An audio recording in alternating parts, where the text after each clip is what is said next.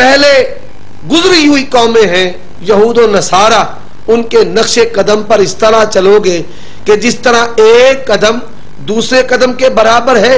ایک ذرا دوسرے ذرا کے برابر، اگر ان میں سے کسی شخص نے سانڈ کی بل میں اپنا پاؤں داخل کیا ہوگا تو تم بھی وہی رستہ اختیار کرو گے۔ اور رسول اللہ صلی اللہ علیہ وسلم سے صحابہ نے پوچھا، یا رسول اللہ، یہ جو ہم سے پہلے لوگ گزرے ہیں کہ جن کے نقش قدم پر ہم چلیں گے، کیا وہ یہود و نصارہ ہیں؟ تو اللہ کے پیغمبر نے فرمایا پھر وہ کون ہے؟ اگر یہود و نصارہ نہیں تو کون ہے؟ تو یہود و نصارہ نے شرک کیا۔ قرآن مجید بیان کرتا ہے کہ انہوں نے 2 الہ کا عقیدہ پیش کیا، یہودیوں نے، عیسائیوں نے 3 الہ کا عقیدہ پیش کیا۔ اللہ تبارک و تعالی قرآن مجید میں بیان کرتا ہے لقد کفر الذین قالوا ان اللہ هو المسیح ابن مریم، وہ لوگ پکے کافر ہیں جنہوں نے کہا کہ مسیح ابن مریم اللہ ہے اور اللہ ہی مسیح ابن مریم ہے۔ اب یہود و نصارہ نے شرک اور کفر کیا اور امت محمدیہ رسول اللہ نے فرمایا ان کے نقش قدم پر چلے گی۔ اب ان کے نقش قدم پر چل کر اس وقت دجل سے، دھوکہ سے جو توہین ہے اس کو توحید بنایا جا رہا ہے اور شرک کو تعظیم بتایا جا رہا ہے کہ یہ توہین جو ہے رب کی توہین، یہ توحید ہے، اور جو شرک ہے یہ تو تعظیم ہے، ہم تو بڑوں کی تعظیم کرتے ہیں۔ اسی پر الطاف حسین حالی نے کیا خوب کہا ہے، صدا اہل تحقیق سے دل میں بل ہے، حدیثوں پہ چلنے میں دین کا خلل ہے، فتاووں پہ بالکل مدار عمل ہے، ہر ایک رائے قرآن کا نعم البدل ہے، کتاب اور سنت کا ہے نام باقی، خدا اور نبی سے نہیں کام باقی، کرے غیر گر کی بت کی پوجا تو کافر، جو ٹھہرا بیٹا خدا کا تو کافر، جھکے آگ پر بہر سجدہ تو کافر، کواکب میں مانے کرشمہ تو کافر، مگر مومنوں پر کشادہ ہے راہیں، پرستش کرے شوق سے جس کی چاہے، نبی کو چاہے خدا کر دکھائیں، اماموں کا رتبہ نبی سے بڑھائیں، مزاروں پہ دن رات نظریں چڑھائیں، شہیدوں سے جا جا کے مانگے دعائیں، نہ توحید میں کچھ خلل اس سے آئے، نہ اسلام بگڑے نہ ایمان جائے، وہ دین جس سے توحید پہلی جہاں میں ہوا جلوہ گر حق زمین و زماں میں، رہا شرک باقی نہ وہم و گماں میں، وہ بدل گیا آ کے ہندوستان میں۔ یہ الطاف حسین حالی شکوہ کرتا ہے کہ رسول اللہ صلی اللہ علیہ وسلم توحید کی دعوت دے کر گئے، صحابہ کرام نے توحید کی امانت امت تک پہنچا دی، ائمہ محدثین نے لکھ کر توحید کی دعوت سے امت کو آگاہ کر دیا۔ یہ جو دین عرب سے نکلا اور عجم ہندوستان میں آیا تو لوگوں نے توہین کو توحید بنا دیا اور شرک کو تعظیم بنا دیا اور ہندوستان میں آ کر دین بدل گیا۔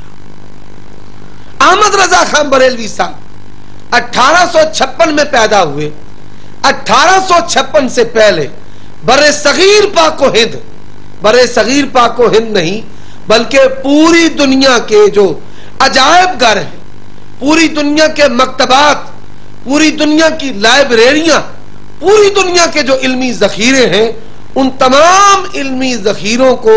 عجائب گھروں کو سامنے رکھ کر میں اپنے بھائیوں سے گزارش کرنا چاہتا ہوں 1856 سے پہلے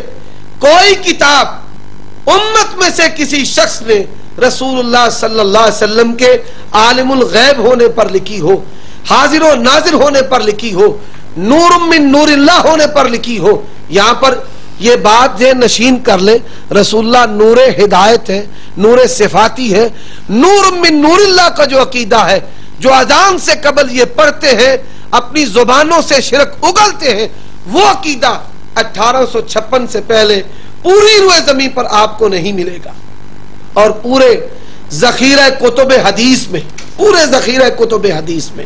کسی امام نے، کسی محدث نے، کسی فقیہ نے کوئی باب ان عقائد پر نہیں باندھا، اور پوری روئے زمین پر کوئی کتاب نہیں، پمفلٹ نہیں، ایک صفحہ نہیں، سطر نہیں، ایک لفظ اپنے عقائد پر सलफ सालेहीन से पेश कर दे, पर अल्लाह का कुरान कहता है फ़इन लम तफ़अलू वलन तफ़अलू फत्तकुन नार अल्लती वक़ूदुहा अन्नास वल हिजारा। ना तुम कर सके न कर सकोगे। कुरान बयान करता है ईतूनी बिकिताबिन मिन क़ब्ल हाज़ा अव असारतिन मिन इल्म, कोई किताब कोई इल्म की निशानी अपने अकायद पर अपने मजहब पर लेकर आओ। अब ये जितने भी अकाबरीन, ये जितने बाबे, ये बड़े बड़े अलकाब और दुम छल्ले देकर जो इन्होंने बुजुर्ग तैयार किए हैं, अपनी ताईद में उनके हवाले पेश करते हैं। इन बुजुर्गों के मुतालिक मुख्तसर अर्ज किए देता हूं। ये सरमद का हवाला देंगे,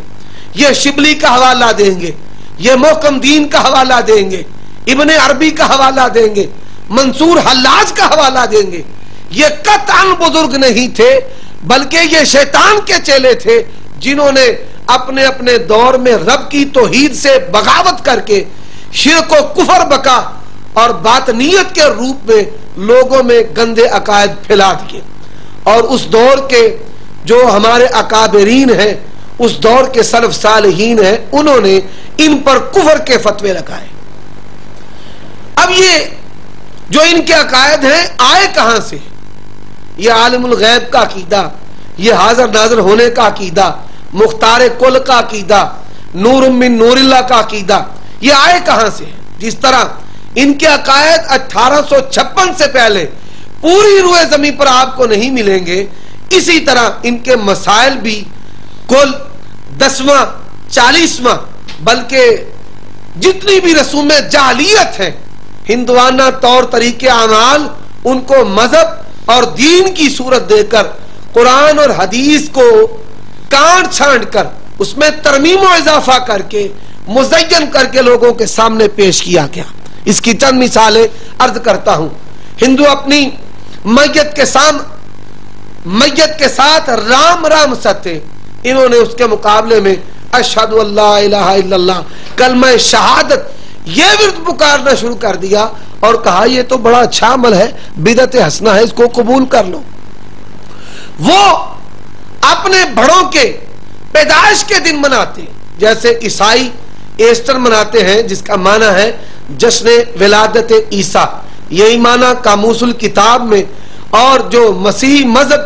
भी डिक्शनरी है उसमें मौजूद है। ईस्टर जश्न विलादत ईसा। जो मुखालिफीन इस्लाम हिंदू, वो भी अपने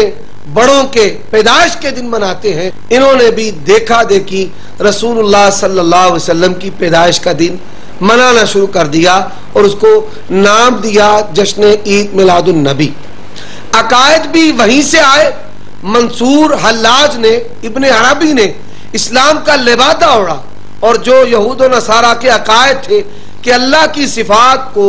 मखलूक में तकसीम कर देना, कि अल्लाह ने ये अपनी सिफात, ये अफ़आल, ये अपने काम अपने प्यारों को सौंप दिए हैं,